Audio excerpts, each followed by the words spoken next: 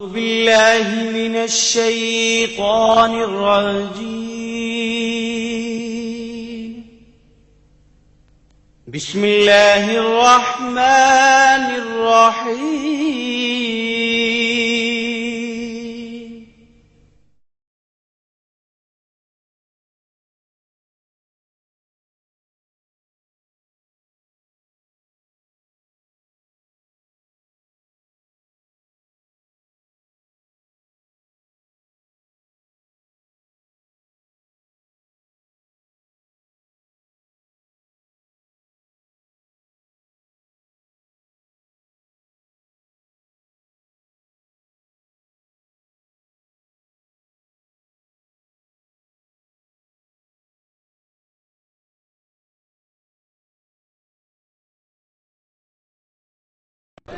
সম্মানিত সুধীমণ্ডলী, এখন আমাদের সামনে মূল্যবান আলোচনা নিয়ে আসছেন আহলে হাদিস উলামা পরিষদের সম্মানিত আহ্বায়ক শেখ আব্দুর রাজ্জাক বিন ইউসুফ। আসসালামু আলাইকুম ওয়া রাহমাতুল্লাহ।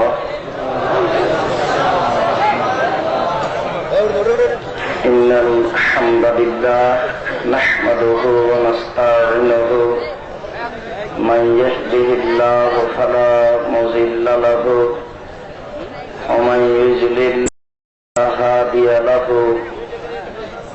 وأشهد أن لا إله إلا الله وحده لا شريك له وأشهد أن محمدا عبده ورسوله أما بعد فأعوذ بالله من الشيطان الرجيم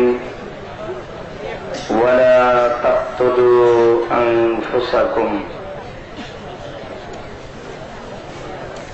عن جندب بن عبد الله رضي الله تعالى عنه قال قال رسول الله صلى الله عليه وسلم برجل به جراح فقتل نفسه فقال الله تعالى بدرني عبدي بنفسه حرمت الجنة عليه رواه البخاري ومسلم।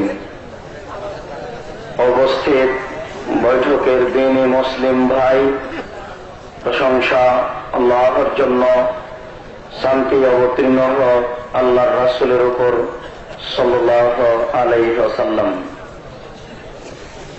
আজকের এই দিনী বৈঠকে আমার বক্তব্যের বিষয় আত্মহত্যা ও মানুষ হত্যা। শরীয়তের দৃষ্টিতে আত্মহত্যা কেমন এবং মানুষ হত্যা কেমন, এই বিষয়ে এই গভীর রাতে এক গুরুত্বপূর্ণ তথ্যবহল সংক্ষিপ্ত আলোচনা রাখার চেষ্টা করব ইনশাআল্লাহুল আজিজ। যে যেখানে আছেন, নারী পুরুষ সকলেই মনোযোগ সহকারে সজাগ দৃষ্টিতে আলোচনা শোনার চেষ্টা করুন। যারা রাস্তাঘাটে আছেন, দোকানপাটে আছেন, দোকানপাট বন্ধ করে, রাস্তাঘাটে চলাচল বন্ধ করে গুরুত্বপূর্ণ আলোচনা শোনার জন্য বিনীতভাবে অনুরোধ রইল। মহান আল্লাহ বলেন, ওয়ালা তাকতুলু আনফুসাকুম, তোমরা তোমাদেরকে হত্যা করো না। আল্লাহ তাআলা মানুষকে নিজে নিজে নিজের জীবন ধ্বংস করতে নিষেধ করেছেন। জুনদুব রাদিয়াল্লাহু তাআলা আনহু বলেন, রাসূল সাল্লাল্লাহু আলাইহি সাল্লাম বললেন, বিরাজুলিন বিহি জিরাহুন, একটি লোক কোন কারণে জখম হয়েছিল,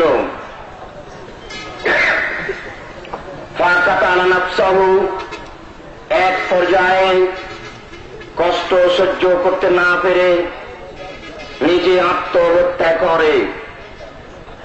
কাল আল্লাহ তাআলা, আল্লাহ তাআলা বলেন, বাদারানি আব্দি বেনাফসিহি, আমার বান্দা নিজের ব্যাপারে তাড়াতাড়ি সিদ্ধান্ত গ্রহণ করেছে। আমি এখন তাকে দুনিয়া থেকে নেওয়ার ব্যাপারে কোনো সিদ্ধান্ত নিইনি। আমার সিদ্ধান্তের পূর্বেই নিজের সিদ্ধান্ত নিজেই গ্রহণ করেছে। অতএব হারামতুল জান্নাত আলাইহি, আমি তার উপরে চিরতরে জান্নাতকে হারাম করে দিলাম। যারা আত্মহত্যা করে মারা যায় তারা কোনদিনও জান্নাত লাভ করবে না। বারা ইবনে আযিব রাদিয়াল্লাহু তাআলা আনহু বলেন, আল্লাহ রাসূল বললেন, মান কাতালা নাফসাহু বিশাইইন আও বিহাদিদাতিন, কোন মানুষ যদি লোহার অস্ত্র দ্বারা আত্মহত্যা করে, উযযিবা বিহি ফি নারি জাহান্নাম, তাহলে ওই বস্তু দ্বারাই জাহান্নামে তাকে শাস্তি প্রদান করা হবে। আবু হুরায়রা রাদিয়াল্লাহু তাআলা আনহু বলেন, আল্লাহর নবী বললেন, মান ইয়াখলুকু নাফসাহু ইয়াখলুকু ফিন নারে, যে ব্যক্তি গলায় ফাঁস দিয়ে শ্বাস রুদ্ধ করে আত্মহত্যা করবে, ইয়াখলুকুহা ফিন নারে, জাহান্নামে সে ব্যক্তি সর্বদা গলায় ফাঁস দিয়ে আত্মহত্যা করতে থাকবে। ওমান ইয়াতানুহা ফিন নারে, যেই ব্যক্তি কোন অস্ত্রের মাধ্যমে আত্মহত্যা করবে, জাহান্নামে ওই অস্ত্র দিয়ে সর্বদা আত্মহত্যা করতে থাকবে। আবু হুরায়রা রাদিয়াল্লাহু তাআলা আনহু বলেন, আল্লাহর নবী বললেন, মান তারাক্কা মিন জাওয়ালিন ফাকাতালা নাফসাহু, কেউ যদি পাহাড় থেকে পড়ে আত্মহত্যা করে, ফাহুয়া ফিন নারে, সেই ব্যক্তি জাহান্নামে যাবে। ইয়াতারাদ্দা ফিহা খালিদান মুখাল্লাদান ফিহা আবাদা, সর্বদা জাহান্নামে ওরূপ একটা পাহাড় হতে লাফ দিয়ে নিচে পড়বে, আত্মহত্যা করতে থাকবে, চিরদিন থাকবে, সর্বদা থাকবে, এরূপ করতেই থাকবে। আল্লাহর নবী বলেন,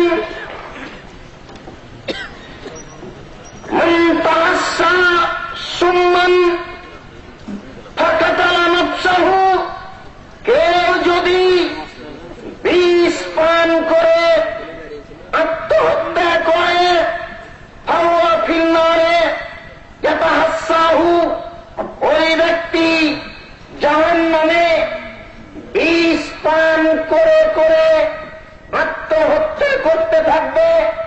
খালিদান ফিহা মুখাল্লাদান আবাদা, চিরদিন থাকবে, চিরতরে থাকবে, অনাদিকাল পর্যন্ত বিষ পান করে করে জাহান্নামে আত্মহত্যা করতে থাকবে।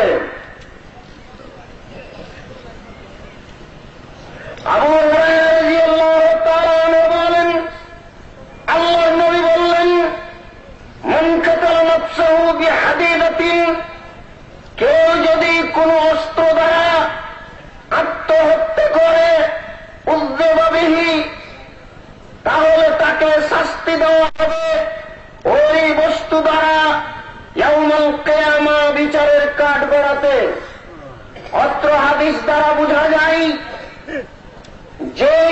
ব্যক্তি যে বস্তু দ্বারা দুনিয়াতে আত্মহত্যা করবে, সেই ব্যক্তি কিয়ামতের মাঠে ওই বস্তু দ্বারা আত্মহত্যা করতে থাকবে। বিচারের কাঠগড়াতে যখন ফাইসালা শেষ হয়ে যাবে, ওই ব্যক্তি জাহান্নামে গিয়ে অনাদিকাল পর্যন্ত ওই বস্তু দ্বারা আত্মহত্যা করতে থাকবে, চিরদিন থাকবে। কোন নারী, কোন পুরুষ, কোন বোমাবাজ, যে কোন ব্যক্তি ধর্মের নামে আত্মহত্যা করবে, ওই জাহান্নামে তাকে তার হাতে বোমা দেওয়া হবে। বোমার মাধ্যমে অনাদিকাল পর্যন্ত আত্মহত্যা করতে থাকবে। আত্মহত্যা শরীয়তে বৈধ নয়। এখন কেন? কোনদিনই বৈধ ছিল না, আজও নেই, কিয়ামত পর্যন্ত নেই। আল্লাহর রাসূলের সাথে যুদ্ধ করে আত্মহত্যা করেছে যারা, তাদেরকে আল্লাহর নবী জাহান্নামী বলে ঘোষণা করেছেন। তাই আমি আজকে মূল বুখারী খুলে রাসূলের সাথে একজন যোদ্ধা আত্মহত্যা করেছে, আল্লাহর নবী তাকে জাহান্নামী ঘোষণা করেছেন। মূল বুখারী খুলে এবার পড়ে আপনাদের সামনে শোনানোর জন্য এই গ্রন্থ নিয়ে এসেছি। মূল বুখারী, ভারতের ছাপা, 430 পৃষ্ঠে। এক যোদ্ধা রাসূলের সাথে যুদ্ধ করল, আল্লাহ রাসূল তাকে জাহান্নামী ঘোষণা করলেন। আবু হুরায়রা রাদিয়াল্লাহু তাআলা আনহু বলেন, শাহাদানা মা রাসূলিল্লাহ সাল্লাল্লাহু আলাইহি সাল্লাম, আমরা এক যুদ্ধে রাসূলের সাথে উপস্থিত ছিলাম। ফাকালা লিরাজুলিন মিম্মান ইয়াদঈল ইসলাম, এক ব্যক্তি সম্পর্কে আল্লাহ রাসূল মন্তব্য করলেন, যেই ব্যক্তি নিজেকে মুসলমান দাবি করে, হাযা মিন আহলিন নার, সঙ্গী সাথী, এই লোকটা জাহান্নামে যাবে। তখনও যুদ্ধ শুরু হয়নি। ফালাম্মা হাজারাল কিতাল, যখন যুদ্ধ শুরু হয়ে গেল, কাতালার রাজুল কিতালান শাদীদা, রাসূলের সাথে সাথ দিয়ে খুব জোরালো যুদ্ধ করল। মনে হচ্ছে যেন যুদ্ধ মাঠে এত বড় যোদ্ধা নেই। ফাসাবাহু জিরাহুম, কোন এক পর্যায়ে তাকে জখম লেগে গেল, কোন তীর বা কোনো কিছু এসে তার গায়ে লাগলো। ফাকিলা ইয়া রাসূলুল্লাহ আল্লাযী কুলতা লাহু আন্নাহু মিন আহলিন নার, ইন্নাহু মিন আহলিন নার, যার ব্যাপারে আপনি বলেছেন ওই ব্যক্তি জাহান্নামী, ফাইন্নাহু কাদ কাতালাল ইয়াওমা কিতালান শাদীদা, আজকে তো সেই খুব জোরালো যোদ্ধা, এই যুদ্ধের মাঠে তার মতো কোন ব্যক্তি যুদ্ধ করছে এরকম মনে হচ্ছে না। অকাত মাতা, ও এখনই মৃত্যুবরণ করলো বা মরে মরে। ফাকালান নবী সাল্লাল্লাহু আলাইহি সাল্লাম ইলান নারে, আল্লাহর নবী বললেন ওই ব্যক্তি জাহান্নামী। কালা ফাকাদা বাযুন নাসে আইয়াতাবা, সাহাবীরা চিন্তা করতে লাগলেন কেমন কথা হলো, যেই লোকটা রাসূলের সাথে হয়ে যুদ্ধ করে মারা যায় সেই লোকটা জাহান্নামে যাবে, এই কথাটা বুঝতে আমাদের ভারী হচ্ছে। আল্লাহর নবী বললেন বলেই আমরা কিছু বলতে পারছি না, কিন্তু যে ব্যক্তি এত বড় যোদ্ধা রাসূলের সাথে হয়ে যুদ্ধ করে সেই ব্যক্তি জাহান্নামে যাবে, এটা কি করে হয়? আমাদের একটু সংশয় হচ্ছে, সন্দেহ হচ্ছে। ফাবাইনামাহুম আলা যালিকা কিলা ইন্নাহু লাম ইয়ামুত, ইতিমধ্যে বলা হলো যে না, লোকটা এখনো মরেনি, সে ব্যথায় মরে মরে। যুদ্ধের মাঠে এত তীর লেগেছে, এত সে ব্যথা ভোগ করছে, মনে হচ্ছে যেন তীর লেগেছে তার ব্যথায়, কখন মরে মরে। লাম ইয়ামুত, এখনো মরেনি। ওয়ালাকিন্না বিহি জারাহান শাদীদা, তবে সে খুব জোরালো জখম হয়েছে, তার শরীর ক্ষত বিক্ষত হয়ে গেছে। ফালাম্মা কানা মিনাল লাইলি লাম ইয়াসবির আলাল জারাহি, যখন রাত হয়ে গেছে তখন ওই ব্যক্তি আর তার ব্যথা সহ্য করতে পারেনি। তীর যে দিনে লেগেছে, তীর যে শরীরে লেগেছে, তীরগুলি টেনে বের করা হয়েছে, ওই ব্যথা খুব কঠিন জটিল হয়ে গেছে। কাতালা নাফসাহু, রাতে ব্যথা সহ্য করতে না পারে নিজে নিজেই আত্মহত্যা করে দিল।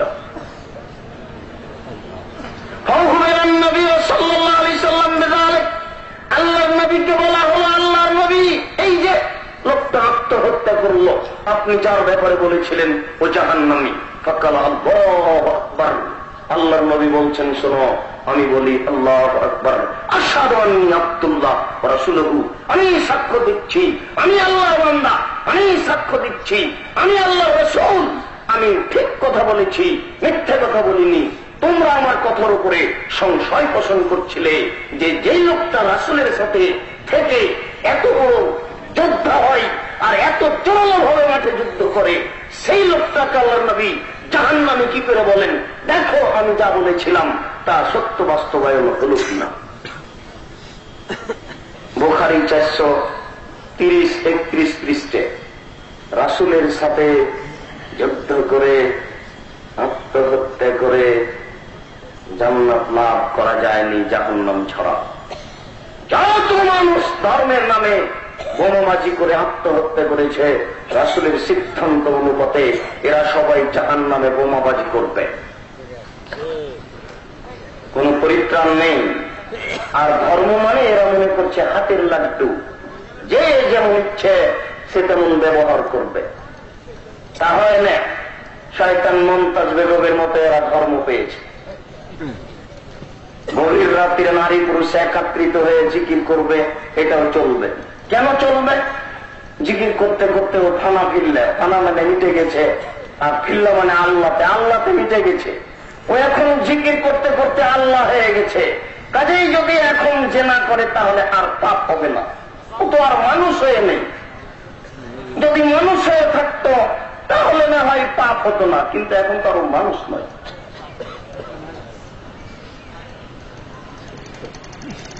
সবাই নিজ নিজ ইচ্ছে মতো ধর্ম ব্যবহার করছে, ঠিক তাই মানুষকে হত্যা করা বড় অপরাধ। মহান আল্লাহ বলেন, ওমান ইয়াকতুল মুমিনান মুতাআম্মিদান ফাজাযাউহু জাহান্নাম, কেউ যদি কোন মুমিনকে ইচ্ছাকৃতভাবে হত্যা করে তাহলে তার পরিণাম হচ্ছে জাহান্নাম, খালিদান ফিহা, ওই হত্যাকারী ব্যক্তি চিরদিন জাহান্নামে থাকবে। গালিবাল্লাহু আলাইহি ওয়া লানাহু, আল্লাহ তার উপরে রাগান্বিত হন, আল্লাহ তার উপরে অভিশাপ করেন। ওয়া'আদ্দালাহু আযাবান আযীমা, আল্লাহ তাআলা এইরূপ হত্যাকারীর উপরে কঠোর কঠিন শাস্তি নির্ধারণ করেন। মহান আল্লাহ বলেন,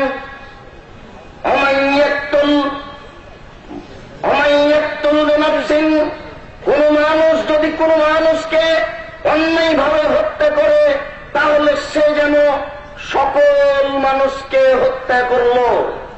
এই আয়াতের অর্থ এইভাবে বুঝে নিতে পারি, একটা মানুষকে অন্যায়ভাবে হত্যা করলে যেন পৃথিবীর সকল মানুষকে হত্যা করা হলো। এই আয়াতের বাস্তব আল্লাহর নবী এক বৈঠকে বললেন, লাকাতলু মুমিনিন আযামু ইনদাল্লাহি মিন যাওয়ালিদ দুনিয়া, একজন মানুষকে হত্যা করা অন্যায়ভাবে, একজন মুমিনকে অন্যায়ভাবে হত্যা করা বিশাল পৃথিবীকে ধ্বংস করে দেওয়ার মতো। বিশাল পৃথিবীতে যত নারী পুরুষ আছে, যত জীবজন্তু আছে, সবকে ধ্বংস করা যেমন একজন মানুষকে অন্যায়ভাবে হত্যা করা তেমন। আল্লাহর নবী বলেন, লাযাওয়ালুদ দুনিয়া আহওয়ানু আলাল্লাহি মিন কাতলি রাজুলিন মুসলিম, বিশাল পৃথিবীকে ধ্বংস করে দেওয়া আল্লাহর কাছে সহজ। বিশাল পৃথিবীকে ধ্বংস করে দেওয়া আল্লাহর কাছে একটা অতীব ছোট তুচ্ছ কাজ একজন মুসলিমকে হত্যা করার চেয়ে। তাহলে কি করে এরা একজন মানুষকে বোমা মেরে হত্যা করতে পারে? একজন মুসলিমকে কি করে হত্যা করতে পারে? হত্যা করার বৈধতা কি করে হলো তার? আল্লাহর নবী বলছেন, মান কাতালা নাফসান মুহাদান লাম ইয়ারিহ রায়াহাতাল জান্নাহ, কেউ যদি চুক্তিপ্রাপ্ত অমুসলিমকে হত্যা করে, যেই ব্যক্তিকে বলা হয়েছে তুমি একজন হিন্দু মুসলিম ব্যক্তি আমাদের দেশে বসবাস করছো, করের বিনিময়ে এরকম মুসলিমকে কেউ যদি হত্যা করে, আল্লাহর নবী বলছেন ও জান্নাতের গন্ধ পাবে না হত্যাকারী, যেই জান্নাতের গন্ধ 40 মাইলের দূরত্ব পথ থেকে পাওয়া যায়। যেই জান্নাতের গন্ধ 40 মাইল দূরত্ব পথ থেকে পাওয়া যায়, সেই গন্ধ পাবে না, মানে ওই ব্যক্তি জান্নাতে যাবে না। একজন অমুসলিমকে হত্যা করে যদি জান্নাত না পাওয়া যায়, তাহলে মুসলিমকে হত্যা করেও জান্নাত পায় কি করে?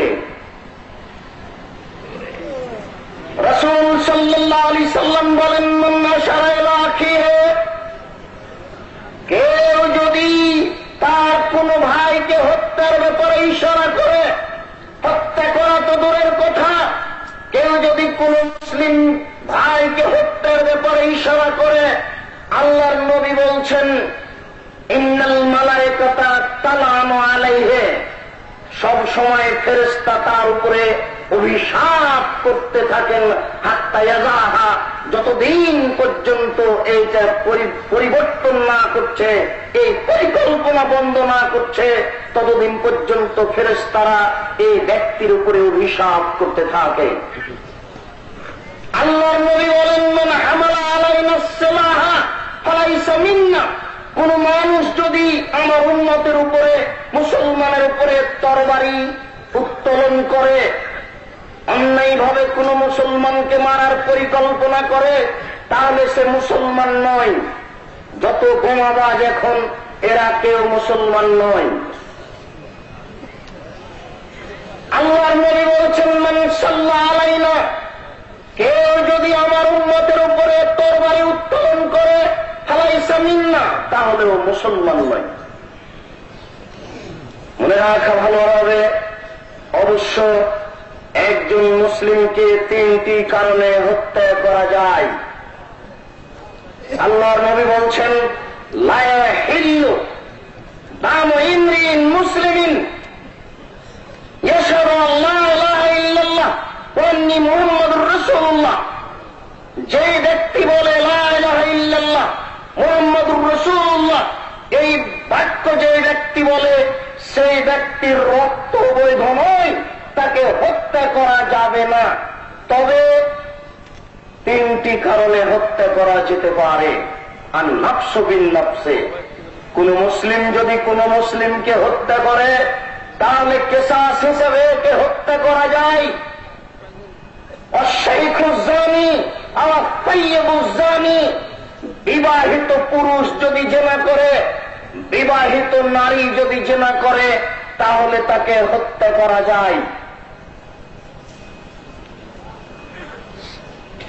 3 অত্যারিকুল দীনিহি, যে দ্বীনকে ত্যাগ করে দেয়, যে ব্যক্তি ইসলাম ত্যাগ করে দেয়, ইসলামকে আর স্বীকার করে না, সে নিজেকে মুসলমান বলে আর দাবি করে না, এরকম ব্যক্তিকে হত্যা করা যায় প্রমাণ সাপেক্ষে। আল্লাহর নবী এখানে 3 শ্রেণীর লোককে খাস করে দিয়েছেন। এই 3 শ্রেণীর লোককে হত্যা করা যায়। অবশ্য কেউ যদি আল্লাহর নবীর উপরে আপত্তি তুলে, আল্লাহর নবীকে গালি দেয়, আল্লাহর নবীর চাল চলনের উপরে কোন আপত্তি তোলে, তাহলেও তাকে হত্যা করা যায়। আন্না ইয়াহুদিয়াতান তাসতানুন নবী সাল্লাল্লাহু আলাইহি ওয়াসাল্লাম ওয়া তাকাউ ফীহি, একজন ইহুদি মহিলা আল্লাহর রাসূলকে গালি দিত, আল্লাহর রাসূলের ব্যাপারে মন্দ উক্তি পোষণ করত, মানুষের সামনে আল্লাহর রাসূলের ব্যাপারে মন্দ কথা বলে বেড়াত। ফাক্কানাকা, একজন লোক ওই মহিলার শ্বাস রুদ্ধ করে তাকে মেরে ফেলল। ফাআবতালা দামাহান নবী সাল্লাল্লাহু আলাইহি সাল্লাম, আল্লাহর নবী তার রক্তকে বাতিল করে দিলেন। অর্থাৎ এই মহিলার পক্ষ থেকে আল্লাহর নবী কোন শাস্তি প্রদান করলেন না। অর্থাৎ কেউ যদি আল্লাহর নবীকে কিছু বলে মন্দ হিসেবে, বা আল্লাহ রাসূলের আচরণের উপরে কোন আপত্তি তোলে, তাহলে সে হত্যার যোগ্য। মনে রাখা ভালো হবে, আজকের এই পরিস্থিতিতে আমিও যেন আলোচনা দীর্ঘ করতে পারছি না, পরিস্থিতিও যেন আমাকে খুব একটা সুবিধা মনে হচ্ছে না। আমি এই বিষয়ে সংক্ষিপ্ত দুটি কথা, আত্মহত্যা কোনদিন বৈধ নয়, চিরতরে হারাম। মনে রাখা ভালো হবে, মানুষকে হত্যা করা মহাপাপ, হত্যাকারী জান্নাত লাভ করতে পারবে না। উল্লেখ্য যে মৌলানা আকরামুজ্জামান সাহেবের একটি কথা বুঝতে পারছিলেন না। উনি বলছিলেন যে নারীদের নেতৃত্ব হারাম, তবে কারণবশত যদি নারী নেত্রী হয়ে যায় তাহলে তাকে মানতে হবে।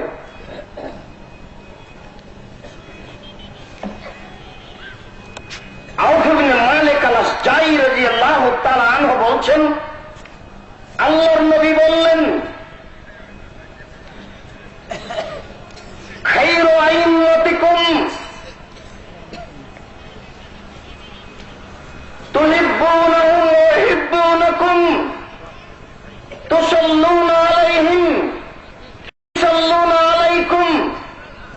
সঙ্গী সাথী উত্তম নেতা হচ্ছেন তিনি যিনি তোমাদের ভালোবাসেন। সবচেয়ে সুন্দর নেতারা ওরা যারা তোমাদের ভালোবাসে এবং তোমরাও তাদের ভালোবাসো। তুসাল্লুনা আলাইহিম, তোমরা তাদের জন্য দোয়া করো। ইসাল্লুনা আলাইকুম, তারাও তোমাদের জন্য দোয়া করে। অশ্রু আইম্মাতিকুম, সবচেয়ে বড় নোংরা নেককারজনক নেতা হচ্ছে ওই তুবগিজুনা আলাইহিম, যাদের প্রতি তোমরা রাগান্বিত। ওয়ায়ুবগিজুনা আলাইকুম, যারা তোমাদের উপর রাগান্বিত। তালানুনা আলাইহিম, যাদের প্রতি তোমরা অভিশাপ করো। এরকম নেতা নিপাত যাক, এরকম নেতা ধ্বংস হোক, এই বলে যারা তোমরা যাদের ধ্বংস চাও, ওয়ায়ালানুনা আলাইকুম, তারাও তোমাদের ধ্বংস চাই। এই হচ্ছে সবচেয়ে নোংরা নেতা, সবচেয়ে বর্বর নেতা। এই কথা বলতেই সাহাবীরা বলছেন, আফালা নুনাবিজুহুম, তাহলে কি এরূপ নেতা হতে অঙ্গীকার খুলে নিব? তাহলে কি এইরূপ নেতার বিরুদ্ধে লড়ে যাব? তাহলে কি এরূপ নেতার বিরুদ্ধে যুদ্ধ ঘোষণা করব? কাল্লা, মা আকামু ফিকুম আস-সালাহ লা, মা আকামু ফিকুম আস-সালাহ লা, মা আকামু ফিকুম আস-সালাহ। অতদিন পর্যন্ত এরকম স্বৈরাচারী, স্বেচ্ছাচারী, অত্যাচারী বাদশার বিরুদ্ধে লড়ে যাবে না, যতদিন পর্যন্ত অত্যাচারী শাসক নামাজ পড়ে, সালাত আদায় করে। এই জন্য আহলে হাদিস লোকেরা গাড়ি ভাঙচুর করে নেতাকে সরাতে চায় না। নেতা সরানো ধর্মের বৈশিষ্ট্য নয়, নেতা সরানো ইসলামের বৈশিষ্ট্য নয়। নেতাকে অতদিন পর্যন্ত সরানো যাবে না নেতা যতদিন সলাপ আদায় করে। আমাদের নেতৃত্ব হজও করেছেন, বহুবারই হজ করেছেন। এই জন্য আহলে হাদিস লোকেরা গাড়ি ভাঙচুর করে, রাস্তাঘাট বন্ধ করে, হরতাল করে সরকার নামানোর চেষ্টা করে না, দাবি করে না। এটা অবৈধ, করবেও না। মনে রাখা ভালো, যারা সরকার নামানোর আন্দোলন করে, যদি ওরা ধর্মীয় দল হয় তাহলে বুঝতে হবে ওই দল ধর্মীয় নয়। যদি ধর্মীয় হয় তাহলে ধর্ম তারা বুঝে না। অবশ্যই এটাই চূড়ান্ত কথা। বুখারী মুসলিমের হাদিস। আবু হুরায়রা রাদিয়াল্লাহু তাআলা আনহু বলছেন, আল্লাহর নবী বললেন, ইয়াকুনু মিন বাদি আইম্মা, আমার পরে নেতারা হবে, লা ইয়াহতাদুনা বিহুদায়া, যারা আমার আদর্শকে পালন করবে না, আমার নীতিতে রাজত্ব চালাবে না, ওয়ালা ইয়াস্তান্নুনা বিসুন্নতি, যারা আমার সুন্নাতকে পালন করবে না, নেতারা আমার সুন্নাত অনুপাতে চলবে না। ফীহিম রিজালুন কুলুবুহুম কুলবু শায়াতিন ফি জুসমানি ইনসিন, আর কতগুলি বদ নেতা হবে যাদের অন্তর হবে শয়তানের অন্তর। হুযায়ফা রাদিয়াল্লাহু তাআলা বলছেন, ফামা তা'মুরুনি, তাহলে বলুন আপনি কি করতে বলছেন? নেতা যদি এর অত্যাচারী হয় তাহলে আমরা কি করব? তখন আল্লাহর নবী বলছেন, তাসমা তুতিউ, শোনো, এরূপ নেতার কথা শুনতে হবে, এরূপ নেতার কথা মানতে হবে। ওয়াইন জারাবা জাহারাকা ওয়াইন জুরিবা জাহারুকা উখিজা মালুকা ফাসমা ওয়াতে, যদি তোমাকে পিটিয়ে পিটিয়ে তোমার পয়সা পাতি ছিনিয়ে নেয় তবুও, যদি তোমার অর্থ সম্পদ লুটে নেয় তবুও তুমি তার আনুগত্য করো। তাহলে বুখারী মুসলিমের হাদিসে বোঝা যাচ্ছে স্বৈরাচারী শাসককে নামানোর জন্য পরিকল্পনা করা যায় না, এটা শরীয়তে বৈধ নয়। স্বৈরাচারী শাসককে বুঝাতে হবে এটা আপনার অত্যাচার। বর্তমান শাসককে বুঝে নিতে হবে যে আমি র্যাব বাহিনীর মাধ্যমে অথবা অন্য কিছুর মাধ্যমে এদেশের প্রজাদের প্রতি অত্যাচার করছি, এই জন্য 18 টাকা কেরোসিন তেল 40 টাকা হয়েছে। এটা অত্যাচারের পরিণাম। প্রত্যেকটা দ্রব্যমূল্য বেড়ে গেছে, এই দ্রব্যমূল্য কেউ ঠেকাতে পারবে না।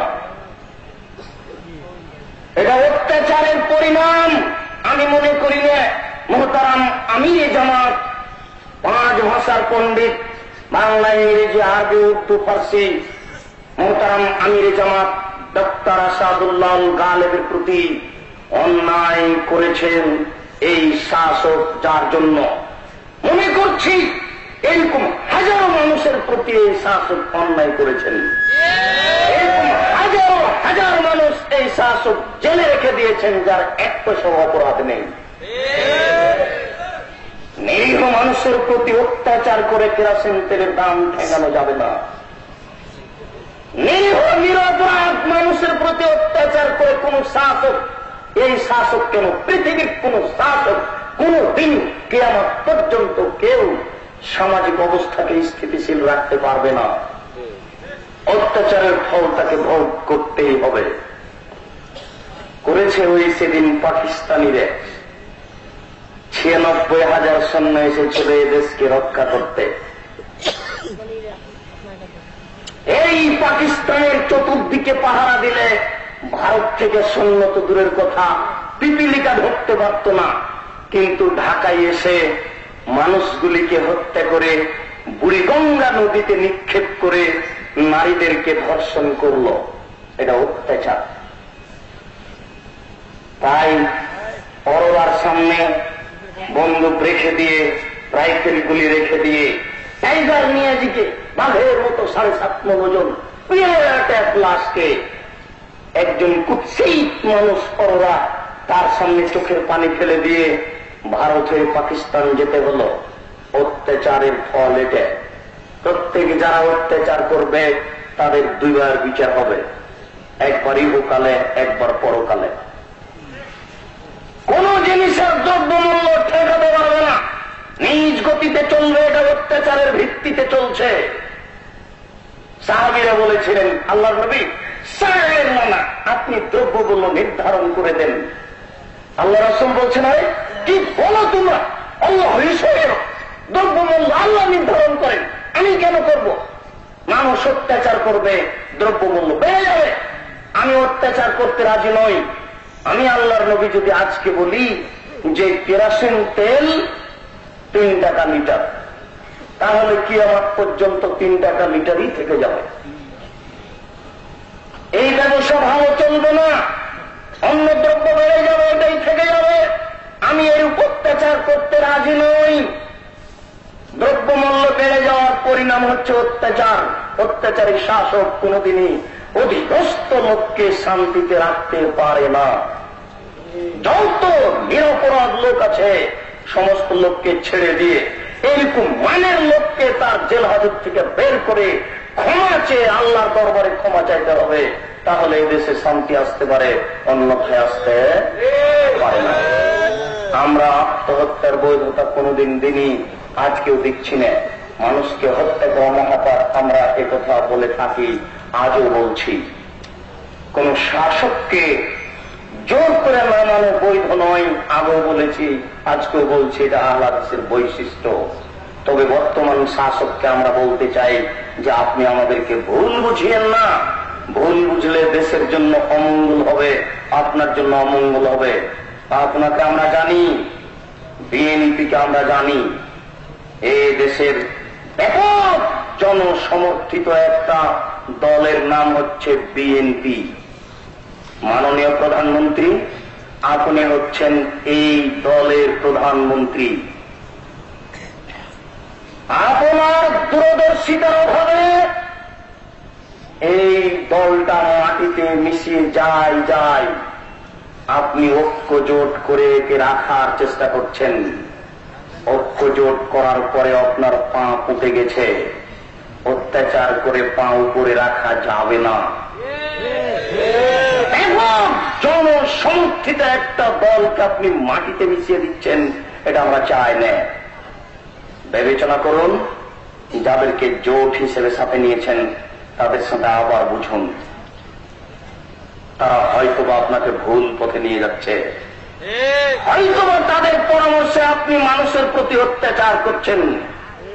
পরামর্শ পরিবর্তন করুন, নইলে আপনি গোয়েন্দা বিভাগ পরিবর্তন করুন, সাংবাদিক বিভাগ পরিবর্তন করুন।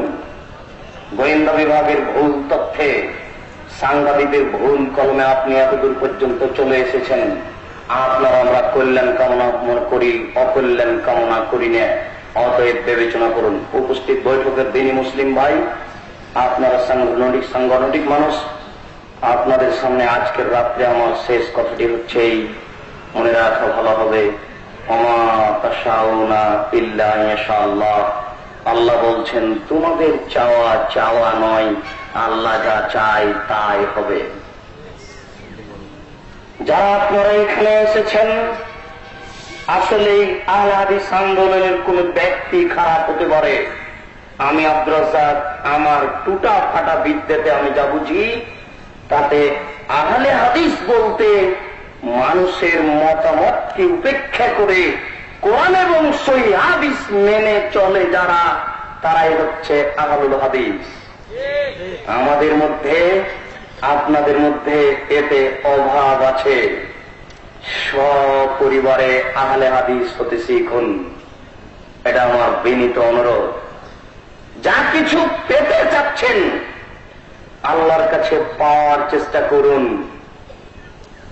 যা কিছু চাচ্ছেন আল্লাহ দিতে পারে, এটা ভেবে নিন।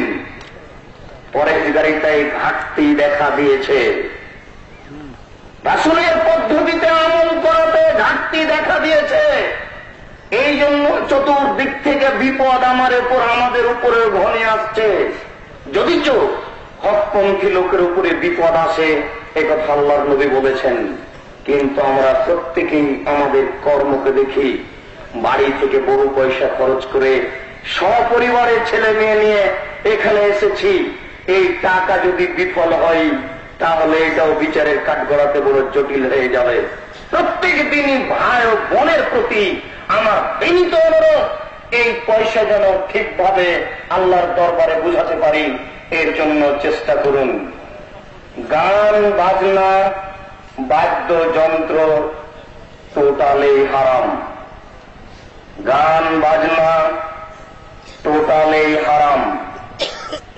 চৌসার, ছক্কা, পাঞ্জা, লুডু, দাবা, যত এই ধরনের খেলা আছে সব হারাম। চৌসার, লুডু, ছক্কা, পাঞ্জা এরকম খেলায় অংশগ্রহণ করে যারা শুকুরের রক্তে হাত ঢুকিয়ে দেয় তারা। এরূপ খেলা যেন পরিবারে না থাকে। আর যেগুলি খেলা জুয়ার সাথে জড়িত সেগুলি পরিহার করুন। সকল উপস্থিত দিনী ভাই ও বোনের নিকটে সপরিবারে ভালো হওয়ার বিনীত অনুরোধ রেখে আল্লাহর দরবারে বলছি, প্রতিপালক তুমি বড় দয়াশীল, তুমি বড় রহমতশীল। গভীর রাতে তোমার দরবারে বলছি, তুমি বিশেষ রহমত আমাদের প্রতি নাজিল করো, আমরা যেন তোমার রাসূলের পদ্ধতিতে চলতে পারি। আল্লাহুম্মা আমিন। এই দাবি, এই দাওয়া, এই দোয়া তোমার দরবারে রেখে আজকের আলোচনা এখানে শেষ করতে যাচ্ছি। শেষ মুহূর্তে আগামীকালকে ফজরের সালাতের পরে আমার দার্স আছে তাকওয়ার উপরে। আগামীকালকে জুমার খুতবা আছে এই বৈঠকে ইনশাআল্লাহ। তারপর সামনের রাত্রে বিষয়ভিত্তিক বক্তব্য হবে।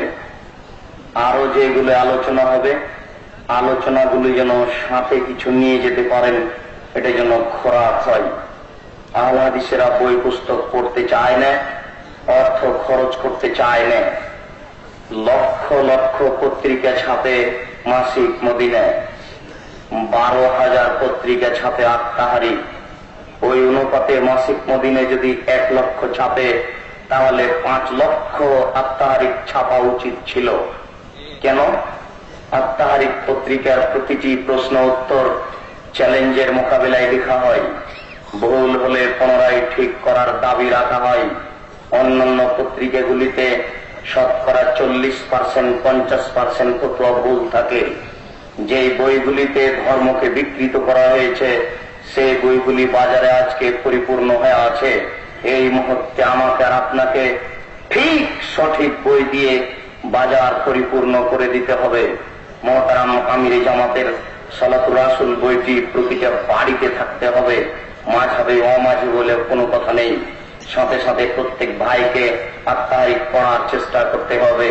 সাথে সাথে আমি খাস আমিও কিছু ব্যক্তিগতভাবে কিছু বই আপনাদের সামনে দেওয়ার চেষ্টা করি। আজকে একান্ত চেষ্টা থাকলেও খুব একটা ফলপ্রসূ হতে পারলাম না। হয়তোবা বইগুলি এখনো শহর থেকে আপনাদের কাছে পৌঁছেনি। কে বড় ক্ষতিগ্রস্ত বইটা আবার পুনরায় সংশোধন করে লেখা হয়েছে। এরপরে একটা বই লেখা হয়েছে কে বড় লাভবান। বইটা সামনের দিন পর্যন্ত দেখেন, পেলে নিয়ে যাবেন। কে বড় লাভবান। আদর্শ পরিবার বইটি প্রত্যেক বাড়িতে থাকা আমি একান্ত প্রয়োজন মনে করি। মুকসেদুল মুমিনিন বইয়ে বাড়ি পূর্ণ হয়ে আছে, ওটা উল্টে দিয়ে এই বই রাখার চেষ্টা করতে হবে। ভূমিকাতে লেখা আছে, আমি মানুষের মতামত গ্রহণ করিনি, আমার বিদ্যা অনুপাতে কোন জাল জয়ীফ হাদিসের আশ্রয় গ্রহণ করিনি। সেই হাদিসের মাধ্যমে একটি পরিবার কিভাবে রাসূলের পদ্ধতিতে গড়ে উঠে তার চেষ্টা করেছি। বক্তা শ্রোতার পরিচয় বইটি পড়ে এদেশের মিথ্যুক বক্তাকে ঠেকাতে হবে। এই মাপে আমাদের যত বই আছে সকল বইগুলি সংগ্রহ করার অনুরোধ রেখে আল্লাহর দরবারে দোয়া কামনা করে আজকের সংক্ষিপ্ত আলোচনা এখানে শেষ করলাম। সুবহানাকা আল্লাহুম্মা ওয়া বিহামদিকা আশহাদু আল্লা ইলাহা ইল্লা আনতা আস্তাগফিরুকা ওয়া আতুবু ইলাইক। আসসালামু আলাইকুম ওয়া রাহমাতুল্লাহ।